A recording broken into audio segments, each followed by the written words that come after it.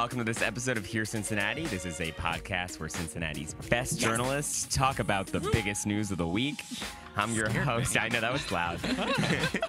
I'm your host, Max Alter, the digital content manager here at WCPO. Coming up on the podcast, after a wave of student suicides, lawmakers in Ohio want to change the way our schools handle and report bullying cases. Investigative reporter Hillary Lake is going to be here to talk about that. Also on the podcast, not all officers in our communities are following the same rules when it comes to high-speed police pursuits.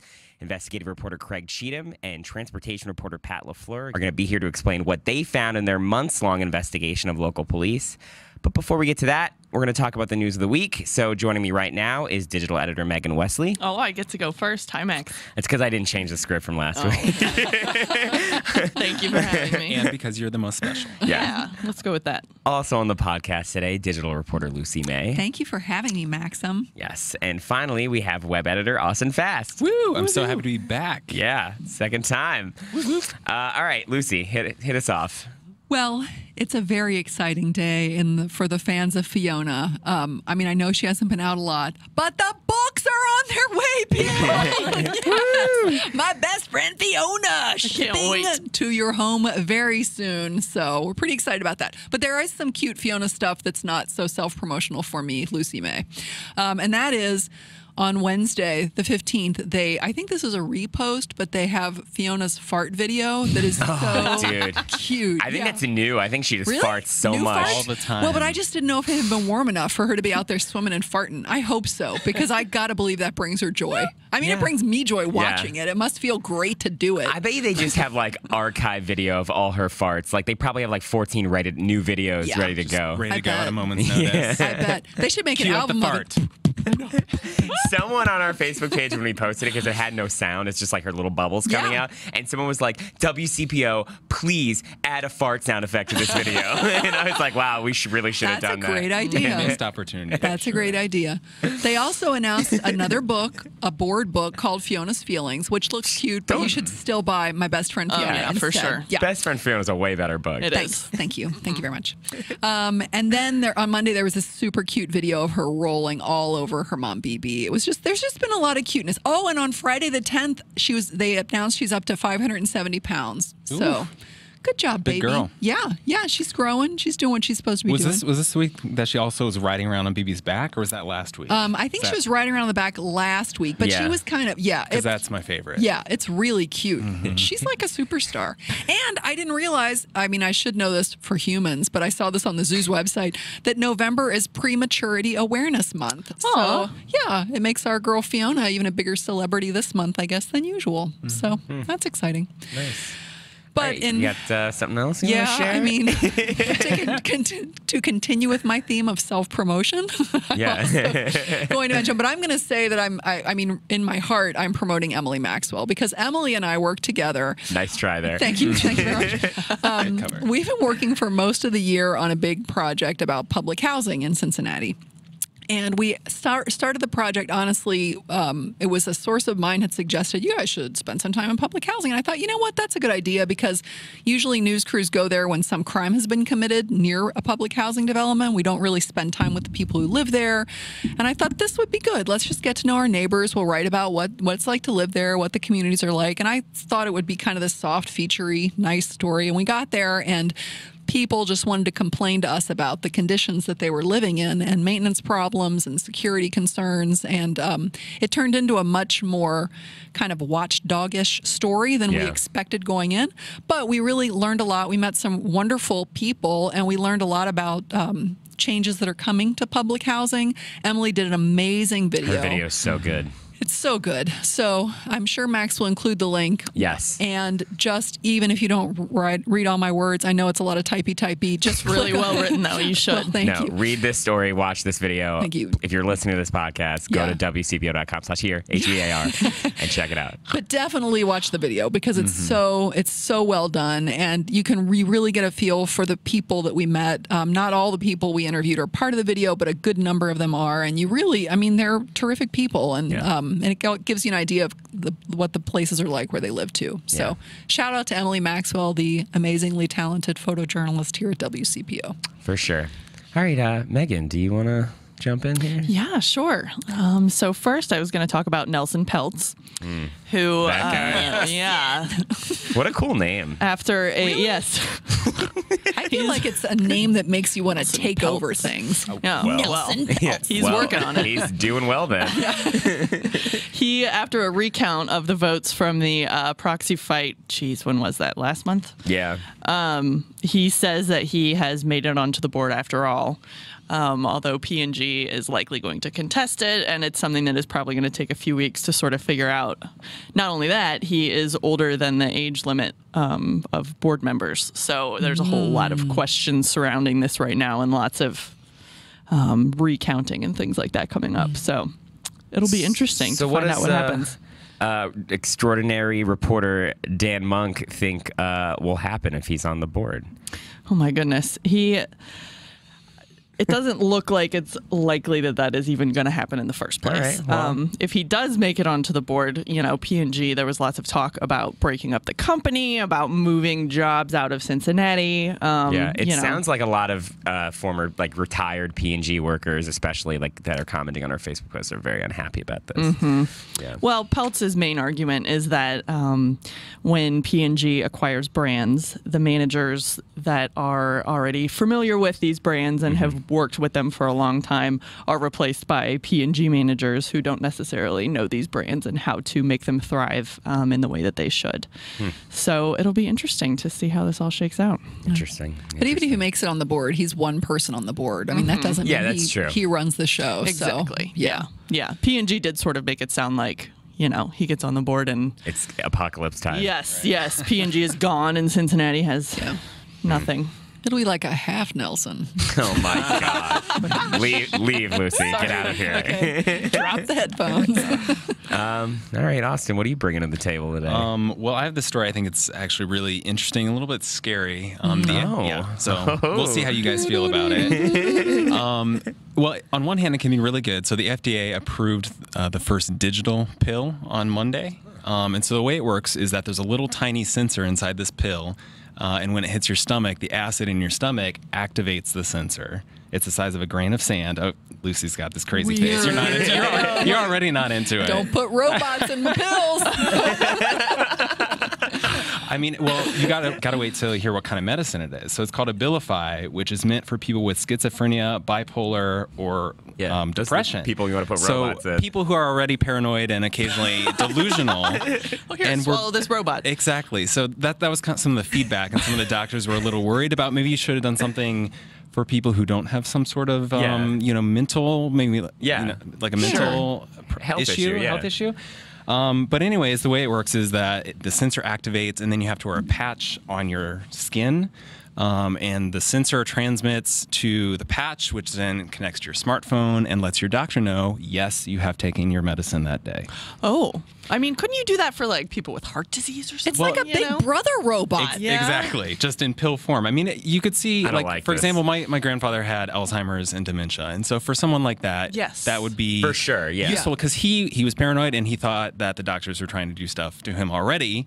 So you probably, I don't know where you're, with HIPAA and you don't want to ethics, tell them that they have robots in them. But I don't know.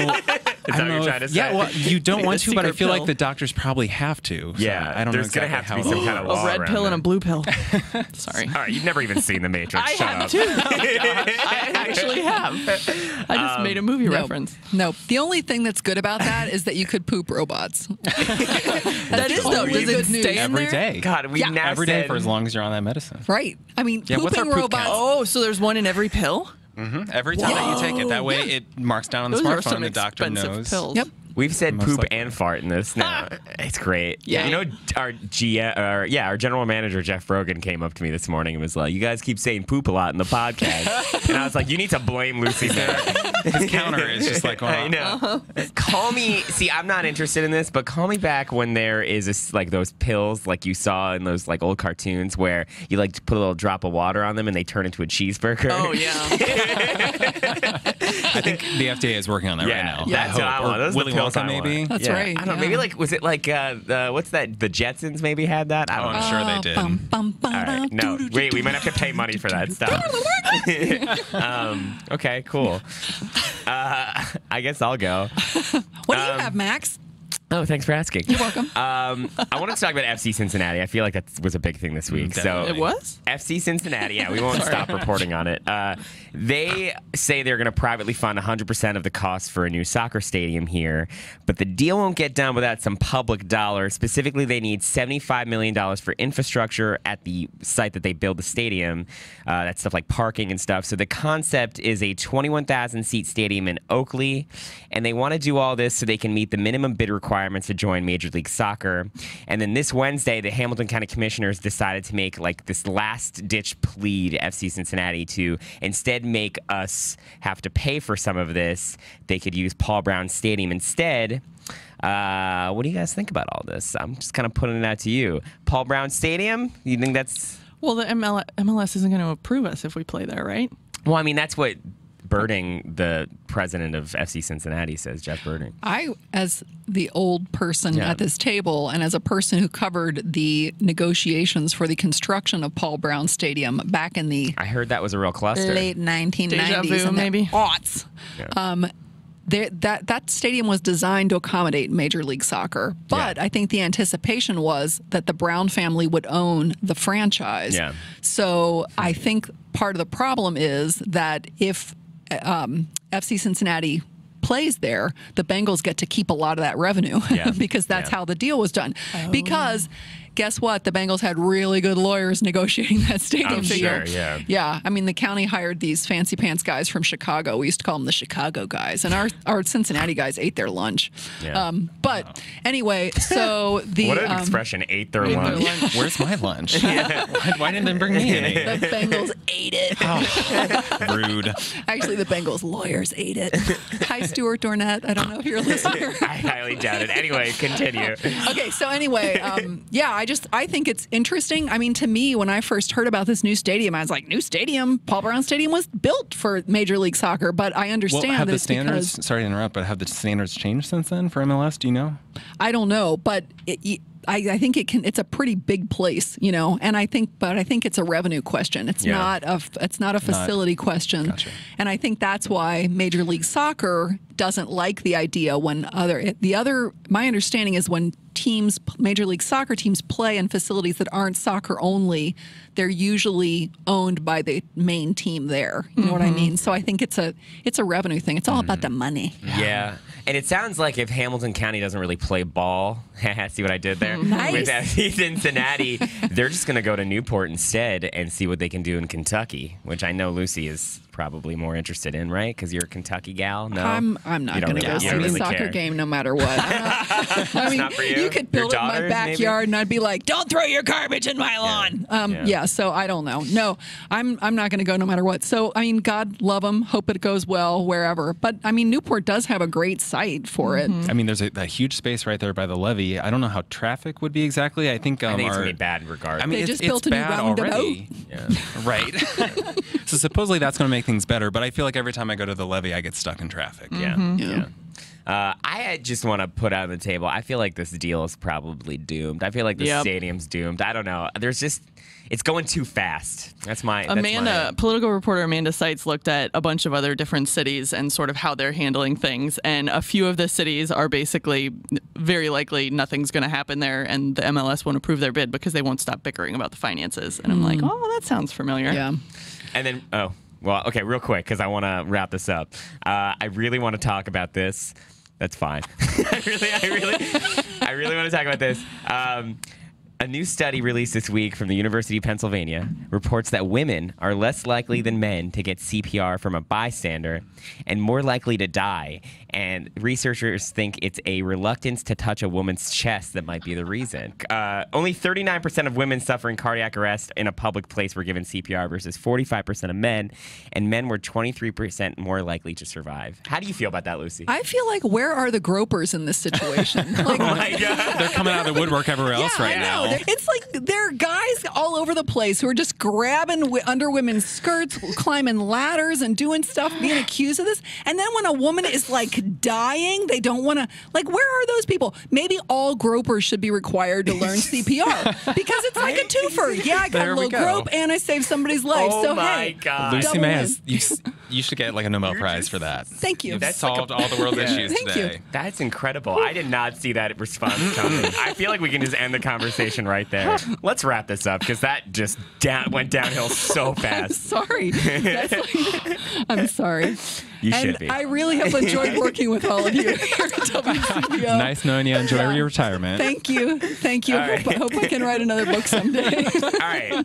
We're going to take a quick break. Okay. When we return, Hillary Lake is going to be here to talk about how the laws that dictate how schools handle and report bullying cases could soon change. So stick around. We'll be right back.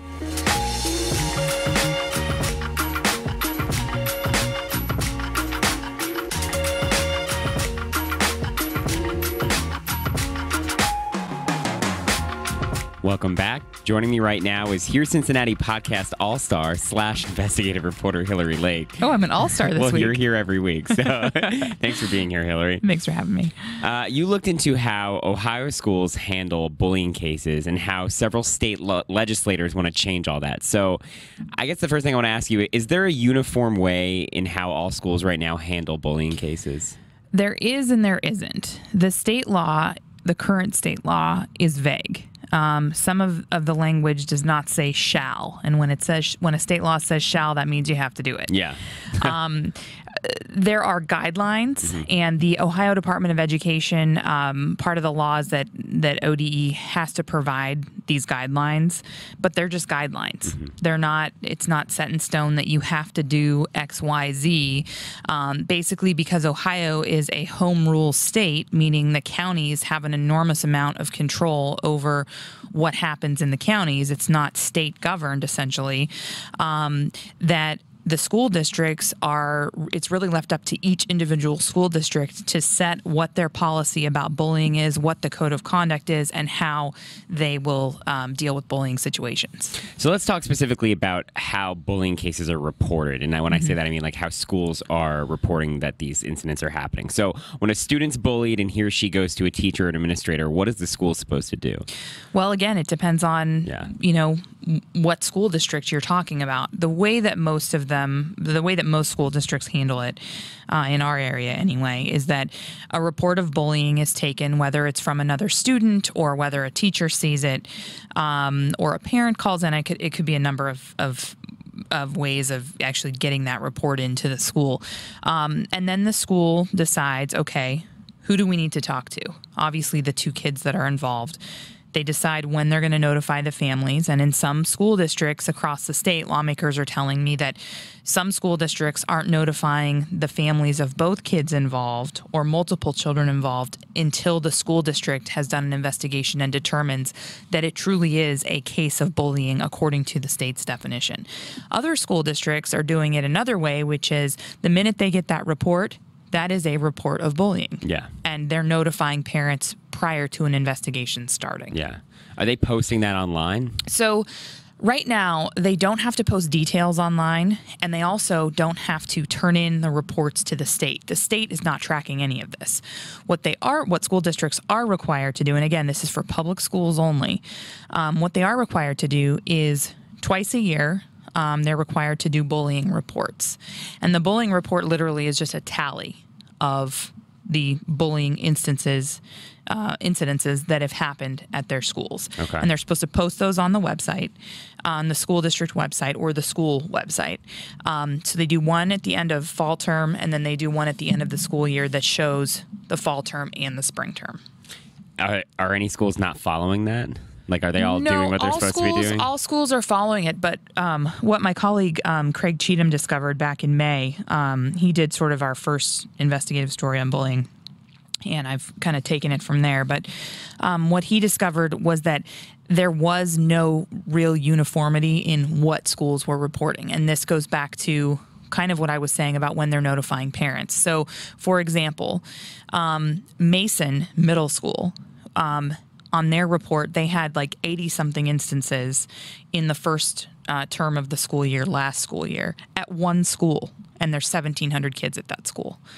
They determined that 33 of those instances were actual cases of bullying. Okay. Compare that to Lakota Local. Okay. They reported 3 instances of bullying in the entire school district. That seems unrealistic. During the same period of time. Yeah. So there's definitely an inconsistency. So there's definitely an inconsistency, and the inconsistency exists because while there are guidelines, they're just guidelines. And again, so the school districts can basically do what they want. Now, I will say this. I talked to Mason Middle School, or I talked to the spokeswoman for Mason City Schools today, and she told me that because of that report, because of our I-Team report last May, they've now changed the way that they are tracking. She said, we're still investigating every instance of bullying reporting that comes in, but we are now only submitting on that bullying report required by the state that is on our website, the actual instances that were defined and found to be bullying. And that was to get that school in line with not only all of the other school districts in the Mason district, but all of the other schools in the tri-state. Yeah. So what about how bullies are disciplined? How do schools differ there? Again, there are no... Just everyone's different. Everyone is different. And, you know, what lawmakers are telling me is that some school districts have a hard and fast, you know, one time you're done, you're suspended. Other school districts, you know, will go the counseling route, or will give, you know, some type of community service, or you'll get a warning the first time. There's no consistency with that either. So is there anyone who's trying to change that? I know you talked to some lawmakers. What are they hoping to do? I have. So right now, currently in the Ohio legislature, there are 3 bills going through, 1 on the House side, 2 on the Senate side. All 3 bills are wanting to make significant changes to the state's bullying law. We interviewed Representative Dave Greenspan from Cuyahoga County, so not from the tri-state, but up in the Cleveland area.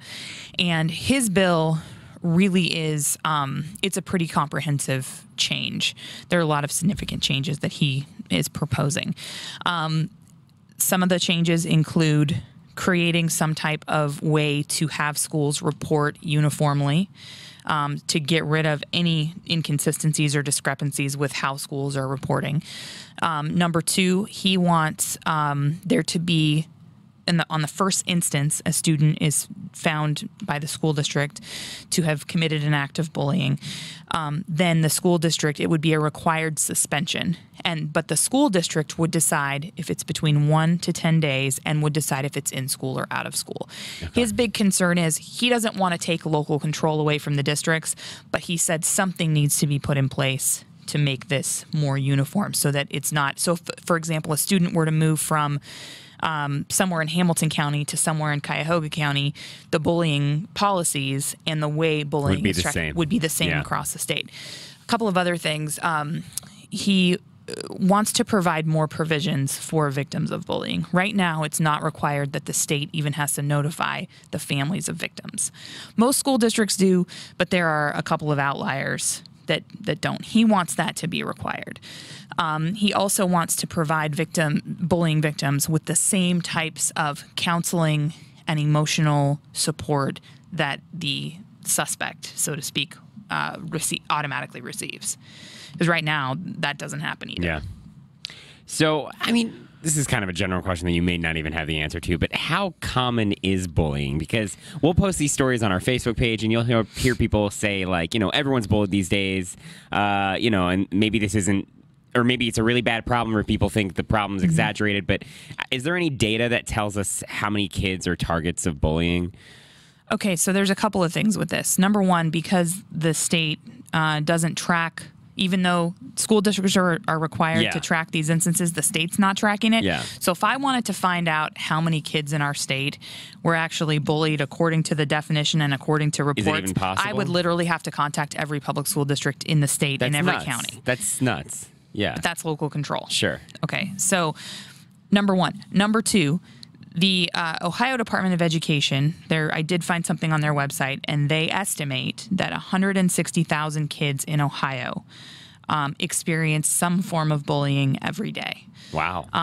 Nationally, and this was also from the ODE website, but national numbers, and I believe it's actually I can't remember which national organization they got this from, but nationally, it's estimated that about 10% of kids will experience some form of bullying on a regular basis. The thing here in Ohio, and this goes back to one of the things that Representative Greenspan isn't touching at this point, and that is changing the definition. There have been calls from parents in our area to change the definition of bullying. Right now, bullying is defined as it has to happen more than once. It has to be persistent. There has to be some type of a perceived ongoing threat or some type of an actual act that is committed more than one time. Okay. Representative Greenspan told me he doesn't want to change that because what will end up happening is and this is from his perspective, is let's say there's a fight between two kids. Well, if that gets reported as bullying and then after the fact they decide actually that wasn't bullying, that was just two kids who hate each other, that's not bullying. And so he doesn't want to create cases of bullying that aren't actually cases of bullying. And this is very, very tricky because each instance of bullying is different and each school district and the makeup of the kids in those schools are so different. So this is very, very complex for lawmakers to tackle, and it's very, very complex for schools to deal with. Yeah. The other two bills are actually coming from Sandra Williams, who's also from Cuyahoga County. Her bills are... one of them would make it would create a criminal charge of aggravated bullying, so that if you are determined to be a bully, you could be or you would be charged with aggravated bullying, which would be a third-degree misdemeanor. Wow! But prior to that happening, there would be a 7-tiered approach to sort of intervention. Okay. And that like goes, a performance improvement plan. Kind of, yeah. And that also would be standard across school districts. So that's the alternative to what Representative Greenspan is offering. He, again, is leaving a little bit of the local control in there. The tiered approach, though, would take some of that local control away because there would be definite, on the first instance, you get counseling. On the second instance, you get in-school suspension. On the third instance, you get out-of-school suspension. I'm just making those three up, but those are just examples. Sure, yeah. Because I don't have all 7 memorized. Anyway. Yeah. So are student suicide or suicide attempts being tracked? Because I know sometimes with bullying, that is almost, unfortunately, becomes something that happens later. Right, at least in our area, for sure. I mean, we have Gabriel Taye with Cincinnati Public Schools, and then there were the 3 cases out of Fairfield, and I know there's a case up in Cuyahoga County as well. The difficult thing is that the bullying experts, and these are psychologists who I've talked to, have all said that you can't necessarily prove that a student's suicide is the result of bullying. Bullying can be a contributing factor to it, but 99.9% of the time, there are other things going on in those kids' lives, and the bullying is just what literally puts them over the edge sometimes. Yeah. So right now, schools are not required to track suicides or suicide attempts. County coroners do. And even when I tried to do this in our area, I went to Butler County, Warren County, Claremont County, and Hamilton County. And you can't even get necessarily an accurate gauge on how many youth suicides are happening, and these would be suicides from kids between the ages of 5 and 17. Because, for example, in Hamilton County, sometimes a child in northern Kentucky will attempt to take his or her own life, and they'll get brought up to Children's Hospital or UC, and they will eventually die in the hospital. Yeah. So that is recorded as a suicide, but it becomes an Ohio death. Mm-hmm. So it's really hard to even get your finger on those numbers. But another representative from Cuyahoga County, Representative Marlene Anielski, she's a co-sponsor on Representative Greenspan's bill. She, though, also wants she thinks that schools should have to track suicides and suicide attempts. And she thinks the reason they should have to do that is to better understand the relationship between bullying and suicide. Mm-hmm.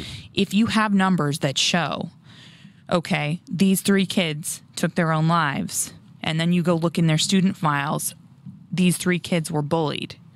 you can start to make some better connections than if you didn't know that information at all. Sure, totally. When you were looking at these bullying policies in your reporting, was there anything in there that just like totally surprised you, like some common practice for a school that you just didn't think about? I think the thing that surprised me the most, and again, I haven't seen this here in the tri-state, but this was sort of an anecdotal piece of information that Representative Greenspan gave me, and that goes back to that some school districts are not notifying the victims' parents. Yeah. That's crazy to me. It is crazy. And, I haven't found that to be the case in school policies here, but there are two of our local cases, the Gabriel Taille case with Cincinnati Public and the Emily Olson case with Fairfield. They both have filed federal lawsuits against the school districts, the families of those kids. And in both of the lawsuits, they say bullying was happening, the school knew about it, and they never notified us. Yeah. With Emily Olson's, they've already gotten her school records, so they have the actual records that show she was bullied prior to her taking her own life. Gabriel Taille's attorneys have not been able to get that information from Cincinnati Public School, at least as far as I know to this point. Wow. So... Interesting. Yeah. Well, I guess we'll see what happens. Yeah. After doing all this reporting, do you think the chances are high that bullying laws in Ohio or even around the country are going to change? I think that there will be some changes. I'm not going to say, whose bill I think is going to, I'm not going to go down that road. What I do know is that this is a bipartisan issue. I noticed that. You talk to Republican, Democrat lawmakers. They all seem to really want to make some change. And I think at the end of the day, Representative Greenspan and Representative Anielski on the one bill, they're Republicans. Senator Sandra Williams is a Democrat. But I think at the end of the day, there's room for everybody to come together. And I should also say on Greenspan's bill, there are a few other co-sponsors. It's a bipartisan effort, though. But I think at the end of the day, there's room for all of these lawmakers to come in and sit down together and try to work something out because they all have really great ideas. I know from talking with school districts, though, the school district's main concern is having their local control taken away. Yeah. But I don't necessarily see that happening with any changes that would be made. Hillary, thank you so much, as always, for being here. Thanks for having me, Max. When we come back, reporters Craig Cheatham and Pat LaFleur will explain why not all officers in our communities are following the same rules when it comes to high-speed police pursuits. So stick around, and we'll be right back.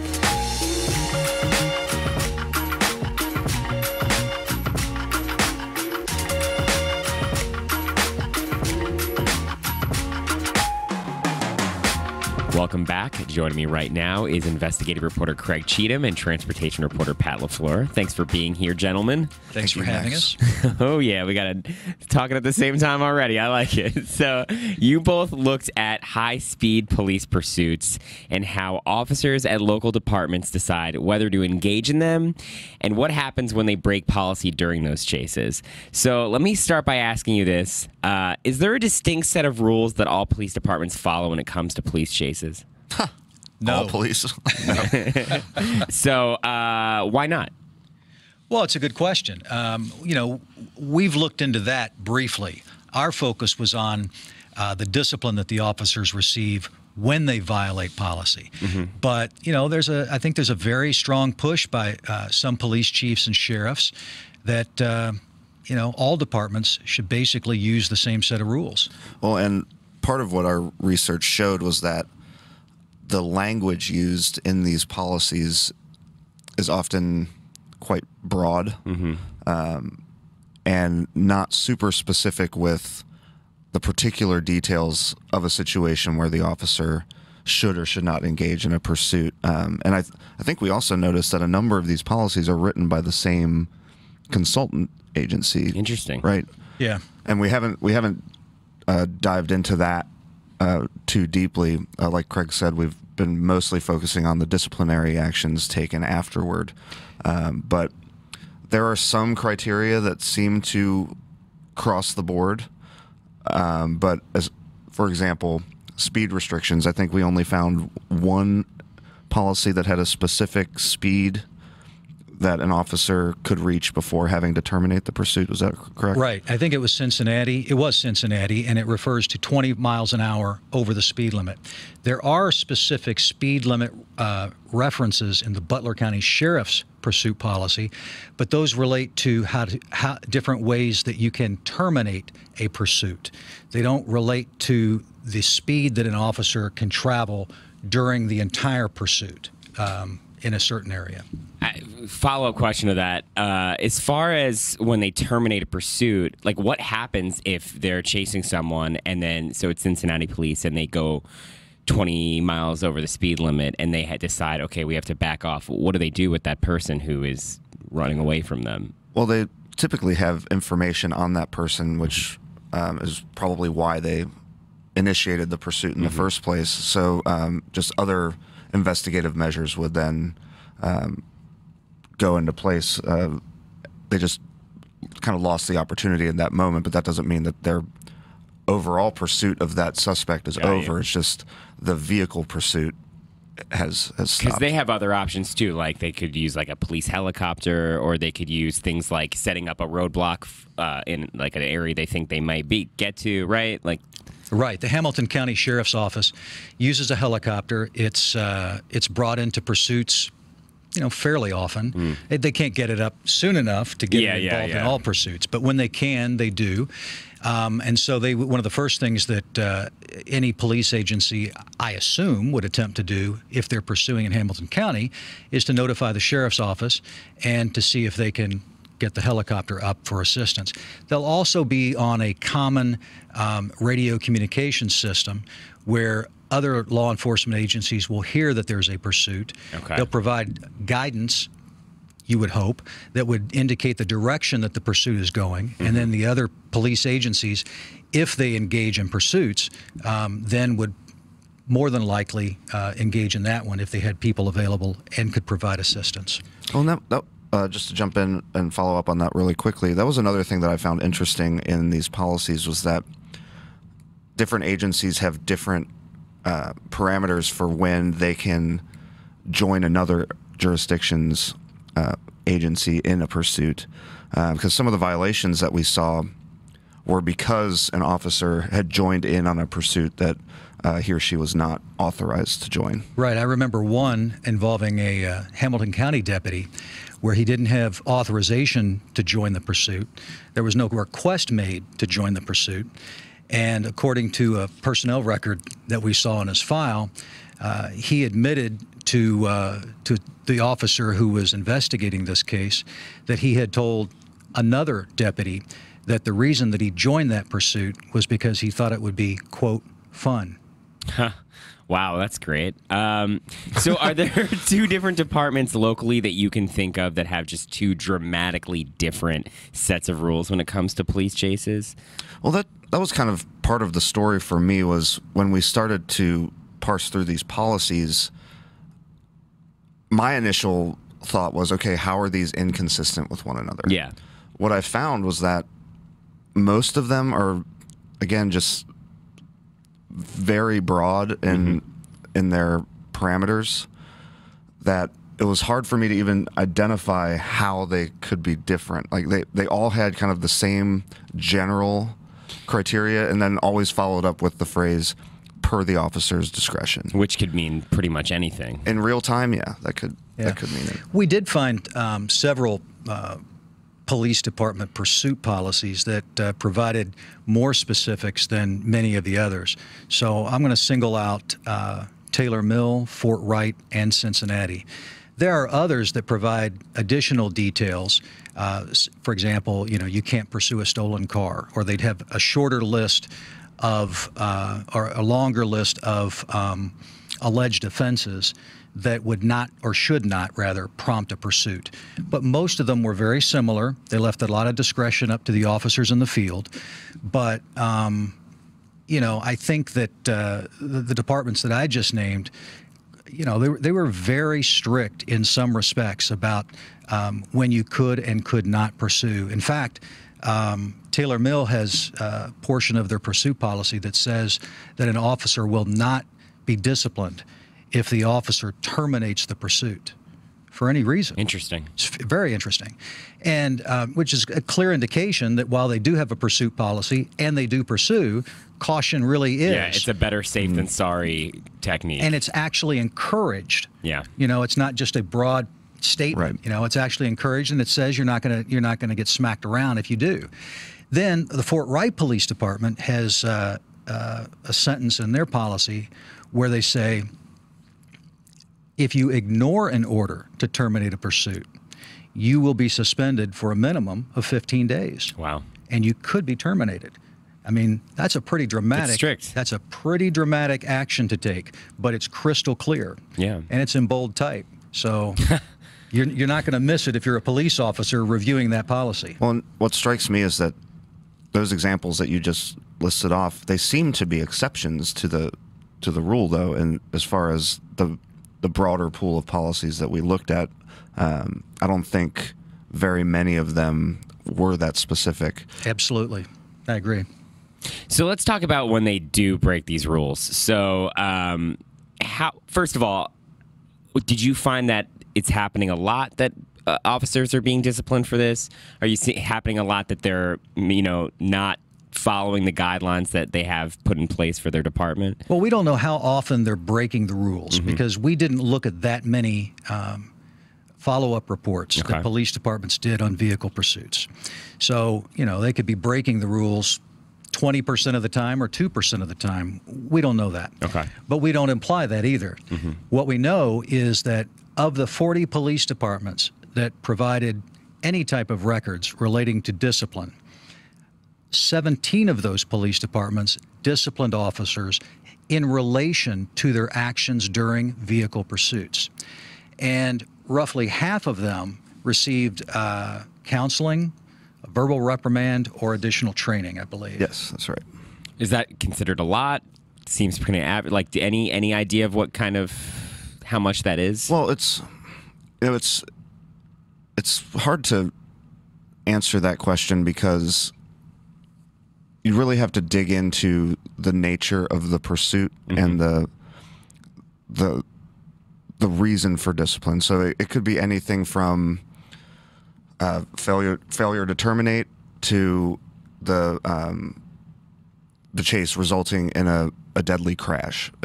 There's this huge spectrum of possibilities that could lead to disciplinary action. And then there is another huge spectrum of ways that disciplinary action could come to fruition. Like Craig said, it could be anything from simply a supervisor telling an officer, hey, don't do that again, versus 2 weeks of unpaid suspension. So it's really a strikingly broad range of things that could come about when one of these chases ensues. We could easily do a series of in-depth stories about vehicle pursuits in general. Yeah. We just chose a very narrow part of that story that fits into our overall investigation of how police departments are policing their own officers. Yeah. Is it common for people to get hurt in these chases? Like, I know you guys looked at some particular cases where there was someone whose car was hit. Is that something that's common? Actually, it is. Yeah. I mean, based on the studies that I've seen national studies that put the figure, I think, at roughly about a third of police pursuits end in a crash. We looked at more detailed figures for the Sharonville Police Department, and in 2015, they were involved in 8 police pursuits. In 4 of those pursuits, officers hit speeds of at least 110 miles an hour. Yeah. And in 5 of those 8 pursuits, there were crashes. And in a couple of them, people were hurt pretty seriously. Well, and of all the people injured in these crashes, it's also roughly 30% of those people are innocent bystanders who were just in the wrong place at the wrong time. There are also police officers that get banged up very badly and killed in these crashes. But police officers make up a very small percentage of the people who are injured in high-speed pursuits. Talk about your goal here with telling this story. I know you elaborated on it a little bit, but with telling this story and also just in general what you guys are doing with the police discipline project that we've been working on.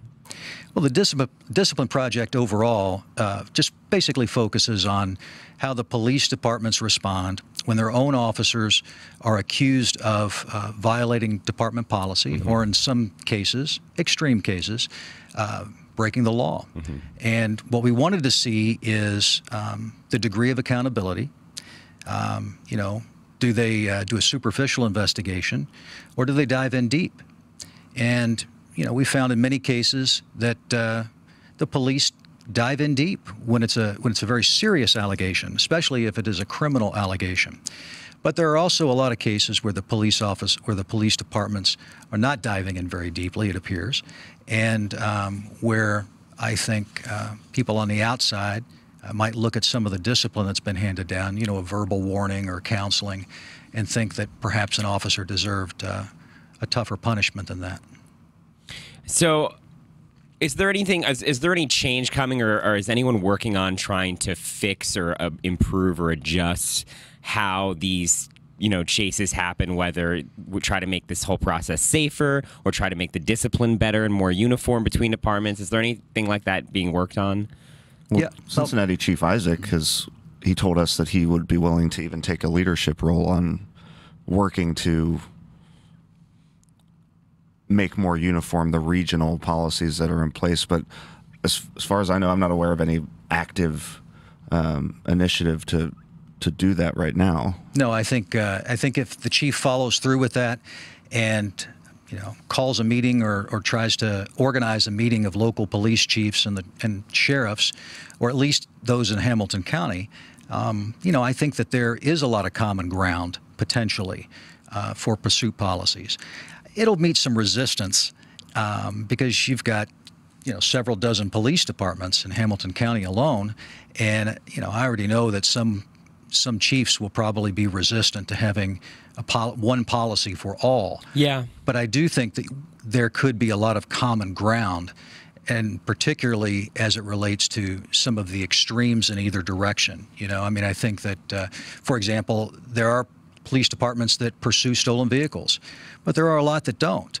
I think if there were stricter guidelines in several areas of a pursuit policy that were identical, I think that would probably help, and I think most chiefs would be on board with that, if not all of them. Well, and given the way that pursuits happen and often involve multiple agencies, it seems to me only to make sense that there would need to be more consistency within these policies, because oftentimes they might involve multiple they're working together anyway, so that makes sense. Who makes these rules? Like, who department makes the rules? Is it the chief? Like, how does that work? Well, typically I would think it would be the chief, and if you're the sheriff's office, it's probably the sheriff and a chief deputy, and maybe it's probably the command staff, basically. Yep. All right, well, Pat, Craig, thanks so much for being here. Thanks for having us. Thank you, Max. Appreciate it. That wraps up Hear Cincinnati. I want to thank Hillary Lake, Pat LaFleur, Craig Cheatham, and Hear Cincinnati producer Brian Neese. Woo, Brian! I also want to thank our wonderful panel, digital reporter Lucy May. Thank you, Maxim, and thank you, people of the podcast, for listening. Digital editor Meghan Wesley. Thank you for having me, Max. And web editor Austin Fast. And thanks for having me back again. Of course. You can read you're these. So darn good. He was excellent today, wasn't he? Yeah. So good. Let's see how the people respond. You can read the full stories from this episode at wcpo.com/hear. Again, that's HEAR. You can subscribe to the Hear Cincinnati podcast on Apple Podcasts, Stitcher, or Google Play. That does it for this episode of Hear Cincinnati. Thanks for listening.